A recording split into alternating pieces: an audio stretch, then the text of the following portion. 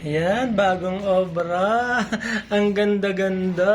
Yan mga kabarangay, gawa muna ulit tayo ng halaman na punsitya kasi marami ang nag-request na kung pwede ay ituro ko ulit kung paano ginagawa.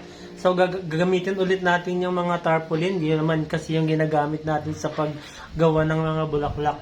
Kasi ito mga tarpaulin na to, na mga ginamit sa politika, kapag ito ay nalaglag sa mga daluyan ng tubig, ay siguradong kahit maliit lang siya, pagbabara siya para maging sanhi ng pagbaha.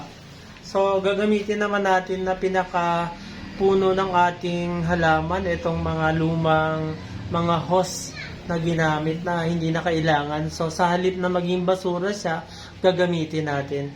Tapos, etong tansi na nabibili ito sa hardware eh. Ang first step natin ay gugupitin natin yung tarpaulin. Dinodoble natin yan kasi manipis yung tarpaulin. Minsan pag malalapad ang dahon ng halaman natin ay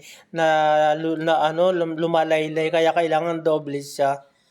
Pagkatapos gugupit tayo, puputol tayo ng tansi o yung nylon na nabibili yan sa hardware eh.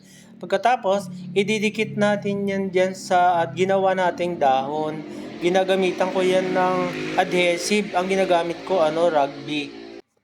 Pagkatapos natin maidikit ng adhesive, magiging ganyan na siya. Pagkatapos, yung mga nagawa nating dahon na pinagdikit natin ng adhesive, isa-isa naman natin idikit dun sa hose, yung pinakita kong hose kanina, gamit ang glue gun natin. Siyempre may glue stick yan. Yung mga bulaklak ng poinsettia, ang halaman na to ay magkakapareho lamang ng dahon, kaya lang medyo mas maliliit. Isunod na natin yung pagkukulay. Ang ginagamit kong pintura dyan ay water-based para wala siyang amoy, hindi siya nakakasira ng ating kalusugan. Kasi kapag inamil ang ginamit natin na pintura, yung mga tarpaulin ay lumalaylay kasi may chemical yun. Ang susunod na kukulayan natin dahon, kulay green yan. Meron naman kasi nabibiling kulay green na premix na pintura. Kaya lang hindi ako bumibili ng kulay green kasi ang green ay combination lamang yan ng yellow at saka ng blue.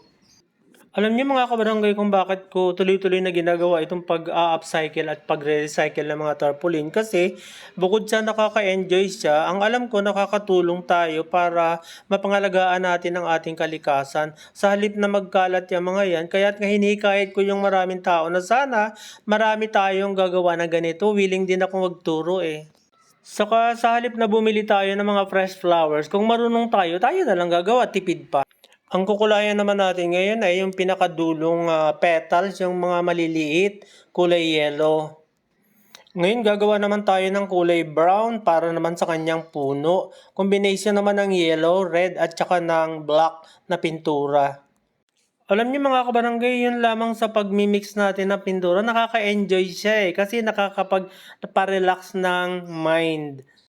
Alam niyo mula kasi nung naipost ko yung ganitong bulaklak, ang dami nagkakagusto eh. Kasi nga daw, akma sa panahon, bare months bloom ang tawag nila. Ayan, kapag puno na yung pinipinturahan natin ng kulay brown, ang ibig sabihin na nasa finishing touches na tayo malapit ng matapos.